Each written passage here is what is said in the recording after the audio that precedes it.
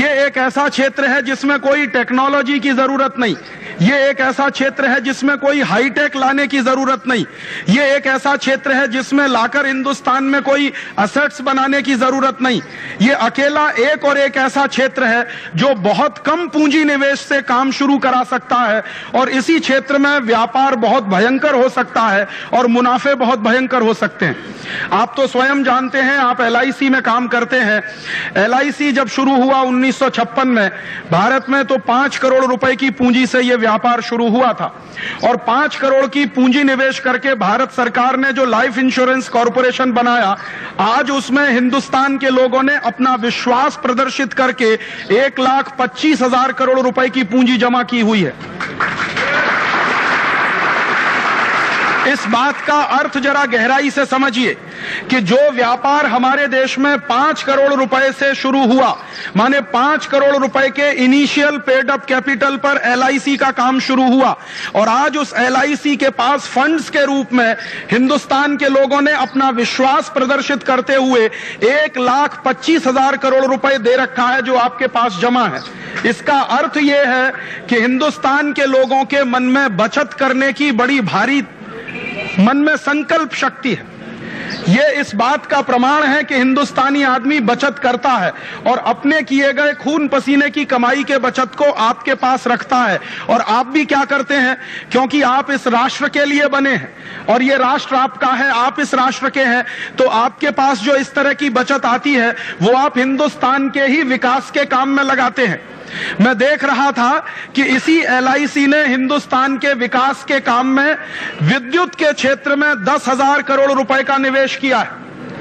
और इसी तरह से पानी के क्षेत्र में, माने हिंदुस्तान के लोगों को पीने का पानी उपलब्ध हो उसके लिए 10-12 हजार करोड़ रुपए का पूंजी निवेश, गृह के काम के लिए, हाउसिंग के काम के लिए। मैं कुल मिलाकर देख रहा था कि हिंदुस्तान की सामाजिक सेवाओं को बढ़ाने के लिए LIC ने लगभग 25 से 30 हजार करोड़ रुपए का इन्वेस्टमेंट अभी तक किया। माने लोगों की कुल जमा पूंजी आपके पास 1.25 लाख करोड़ है और वही जो पूंजी लोग जमा करते हैं उसी में से आपने अब तक लगभग 30,000 करोड़ रुपए का इन्वेस्टमेंट किया है जो देश के लोगों को सुविधाएं देने के लिए है, उनको बिजली की सुविधाएं देने के लिए, पानी की सुविधाएं देने के लिए। इसका माने यह है कि LIC जैसी कंपनियां या GIC जैसी कंपनियां या सर्विस सेक्टर की हिंदुस्तानी कंपनियां इसी देश के विकास के काम में अपना पैसा लगाती हैं। और मैंने यह भी जाना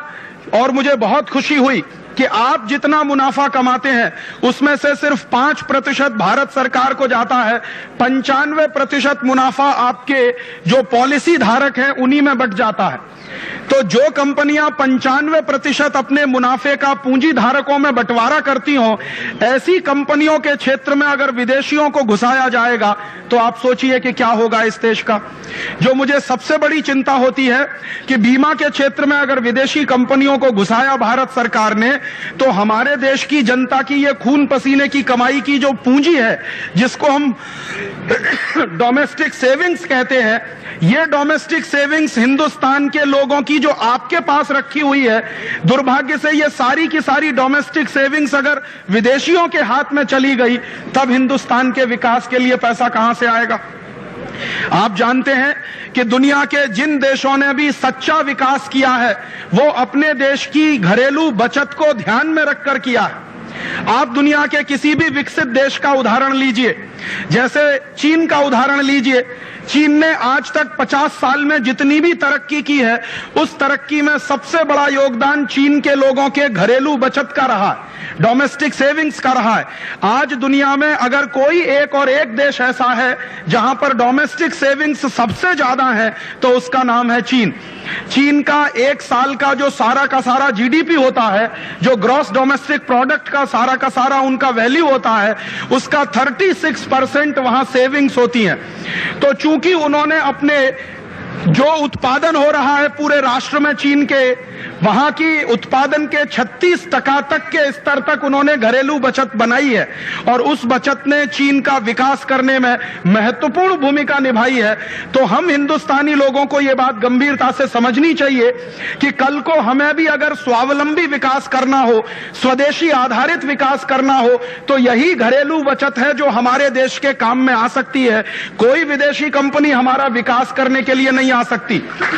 हम हमारी पूंजी से ही अपने देश का विकास कर सकते हैं। आप जान लीजिए, दुनिया भर का नियम है कि आपका घर बनाने के लिए कोई विदेशी नहीं आएगा। आपको अपना घर बनाना है तो अपने अभिक्रम से, अपनी ताकत से बनाना होगा। ये विदेशी कंपनियां जो आएंगी वो भारत का विकास करने के लिए नहीं आएंगी। ये विदेशी कंपनियां आएंगी वो भारत से संपत्ति लूट कर ले जाने के लिए आएंगी।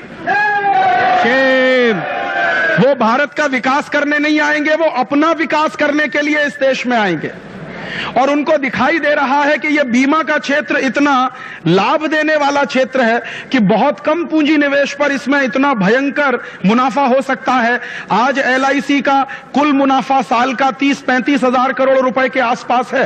तो अमेरिकन कंपनियों को यह दिखाई दे रहा है कि 5 करोड़ रुपए के पूंजी निवेश से LIC नाम की कंपनी हिंदुस्तान में 40 साल के अंदर अगर 30-35 हजार करोड़ रुपए का कुल मुनाफा कमा सकती है, कुल आय अपनी दिखा सकती है, तो अमेरिकन कंपनियां इस क्षेत्र में अगर घुस गई तो कितने हजार करोड़ रुपए का मुनाफा उनको हो सकता है। इस दृष्टि से अमेरिकन और यूरोपियन कंपनियां हिंदुस्तान में घुसना चाहती हैं और दुख मुझे इस बात का है कि हमारे ही देश के नेता उनको इस काम में मदद कर रहे हैं और हिंदुस्तान में घुसाने के लिए रास्ता बनाने जा रहे हैं और संसद में एक ऐसा विधेयक लेने जा रहे हैं जो विधेयक के आधार पर हिंदुस्तान में विदेशी बीमा कंपनियों के लिए रास्ता खुलेगा और विदेशी लूट का एक नया अध्याय इस देश में और बड़े पैमाने पर शुरू हो जाएगा। इसलिए यह गंभीर बात है हम सबको सोचने के लिए। और मुझे यह लगता है कि आज हमने अगर पूरी ताकत लगाकर इस तरह की चीजों को नहीं रोका तो कल जानते हैं क्या होगा। आज वो बीमा के क्षेत्र में घुस रहे हैं, कल बैंकों के क्षेत्र में घुसेंगे, फिर शिक्षा के क्षेत्र में घुसेंगे, फिर स्वास्थ्य के क्षेत्र में घुसेंगे, फिर दुकानदारी के क्षेत्र में भी घुस जाएंगे, फिर छोटी मोटी जितनी सेवाएं हिंदुस्तान में है सब में विदेशी घुस जाएंगे। एक तरफ तो पूंजी के क्षेत्र में घुस चुके हैं, वो शेयर बाजार में तो घुस ही चुके हैं विदेशी, अब सेवा के क्षेत्र में घुसने की तैयारी है, वस्तुओं के क्षेत्र में सरकार उनको घुसा ही रही है। और मुझे जो दुख होता है ये जानते हुए कि अगर ये सारे के सारे क्षेत्र विदेशियों के हाथ में ही चले जाएंगे तो हम हिंदुस्तानियों को फिर क्या करने के लिए बचेगा। ये हम सबके लिए एक गंभीर प्रश्न है और ये हमारे अस्तित्व से जुड़ा हुआ प्रश्न है, ये हमारे हिंदुस्तान के अस्तित्व से जुड़ा हुआ प्रश्न है, राष्ट्र की अस्मिता के साथ जुड़ा हुआ सवाल है, राष्ट्र की आर्थिक आजादी के साथ जुड़ा हुआ सवाल है, राष्ट्र की संप्रभुता के साथ जुड़ा हुआ सवाल है।